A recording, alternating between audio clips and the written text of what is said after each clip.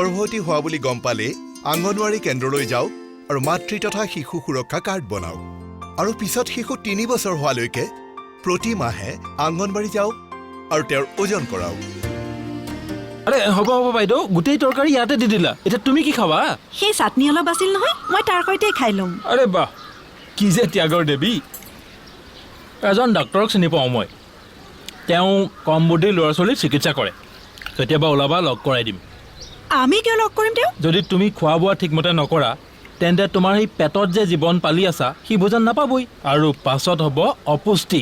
অৰ্থাৎ শৰীৰ আৰু মগজু দুৰ্বল এতিয়া কিবা খাবানে লৈ যাম ডাক্তৰৰ ওচৰলৈ গৰ্ভাৱস্থাৰ সময়ত মনত ৰাখিব যে গৰ্ভৱতী মাকে সময়মতে যাতে সঠিক আৰু পুষ্টিকৰ আহাৰ লাভ আৰে ককাই সেয়া চোৱা তিৰোতা হেৰুৱা বংশৰ নাম শেষ কৰি দিলে মোৰ পত্নী সন্তান সম্ভৱা এতিয়া তেওঁৰ সম্পূৰ্ণ আৰাম নাপালে আমাৰ আহিবলগীয়া জনৰ ওপৰত ইয়াৰ কুপ্ৰভাৱ পৰিব তেন্তে মই বংশৰ নাম ডুবাই আছো নে বচাই আছো কোৱাচোন ককাই গৰ্ভাৱস্থাৰ সময়ত মনত ৰাখিব যে গৰ্ভৱতী মাতৃয়ে দিনটোত অতি কমেও 2 ঘণ্টা নিশ্চয় আৰাম কৰে আৰু ৰাতি অতি কমেও 8 ঘণ্টা শুৱে লগতে ঘৰত এটা আনন্দৰ পৰিৱেশ গঢ়ি তুলিব আৰু সেই 4টা কথা মনত আছে নহয় 1 গৰ্ভৱতীক ভাল খাদ্য 2 প্ৰথমৰ দাঁত গাখীৰহে আচল 3 6 মাহ কেৱল স্তন্যপান